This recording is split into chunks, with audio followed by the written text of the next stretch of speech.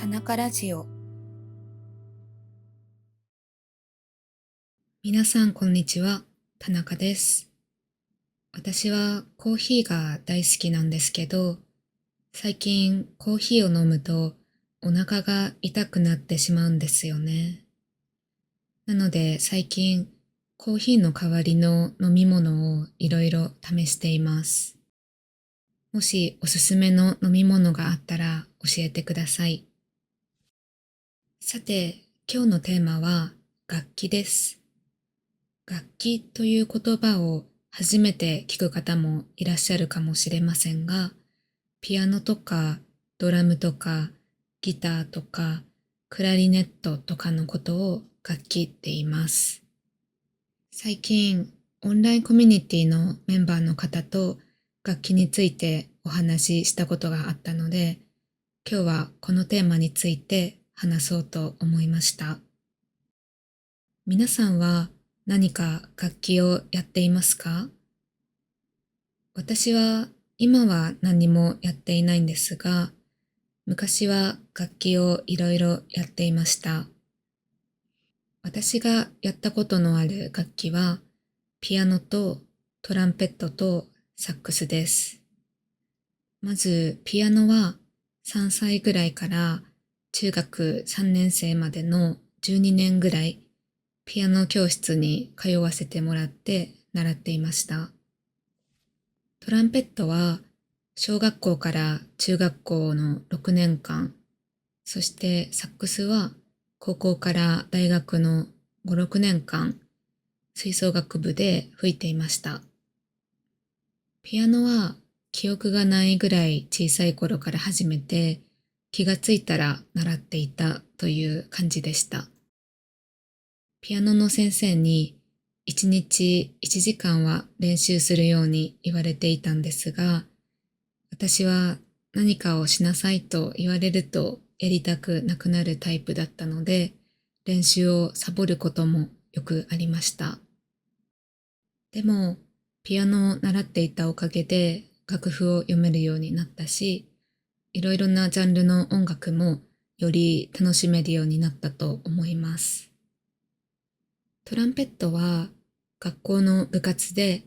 他の楽器の子と一緒に演奏するのが楽しかったんですが、本当に難しい楽器でした。特に高い音を出すのが難しいし、吹いているとすぐ唇が痛くなってしまうんですよね。練習したくても唇を休めるためになかなか長時間練習できないのがもどかしかったです。高校から始めたサックスは本当に楽しくて、朝早く学校に行って練習したり、昼もお弁当を早めに食べて、昼休みに音楽室に行って練習したり、少しでも時間があれば練習していました。大学では24時間使える練習室があったので、練習し放題でした。楽器を演奏している時間は、ただ目の前の楽譜と音に集中して、他のことを何も考えないので、瞑想に近いようなとてもいい時間でした。大学を卒業してからは、練習する時間や場所を見つけるのが難しくて、楽器に触れる機会がなくなってしまいました。でも、最近トランペットのコンサートに行ったり、アーティストのライブに行ったりして、やっぱり音楽っていいなと思ったんですよね。子供の頃にやっていたことって、大人になってからしばらく離れていても、ずっと心のどこかに残っているんだなと思いました。それで、実は最近、電子ピアノを買おうか迷っています。仕事で疲れた時や一日の終わりにいつもスマホをだらだら見てしまうんですが、そういう時間を使って少しでも音楽に触れたらリラックスできるかなと思うんですよね。多分今はもう難しいクラシック曲を弾ける実力がないので、もっと気軽に演奏できるポップスの曲とか、ジブリの曲とかを演奏したいです。電子ピアノを置いたら部屋がまた狭くなってしまいますが、なんとか部屋を片付けて置く場所を作りたいと思います。皆さんは演奏してみたい楽器はありますか？よかったらコメント欄で教えてください。さて、今回もエピソードの中に出てきた単語やフレーズをピックアップして PDF を作りました。それからトランスクリプトの PDF も別で用意しているので、概要欄からチェックしてください。お便りコーナー。今回も皆さんから送っていただいたお便りを紹介します。今回はモルディブのローラさんからです。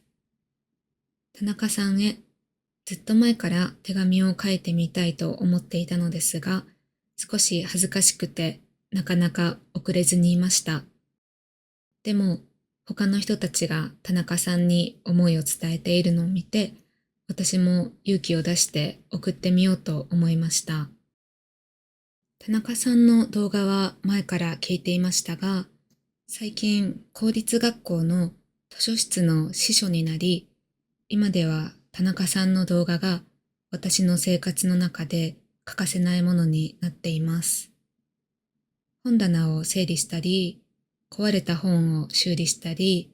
その他の作業をしたりしながら、田中さんの落ち着いた声を聞くのが好きです。と送っていただきました。まず勇気を出して手紙を送ってくださって本当にありがとうございます。ローラさんは学校の図書室の司書さんなんですね。私は高校生の時、よく学校の図書室に通っていました。学校っていつも周りにクラスメートや先生がいる環境で、もちろんそれはそれで楽しかったんですが、少し一人になる時間も欲しかったんですよね。そんな時、よく静かな図書室に行っていました。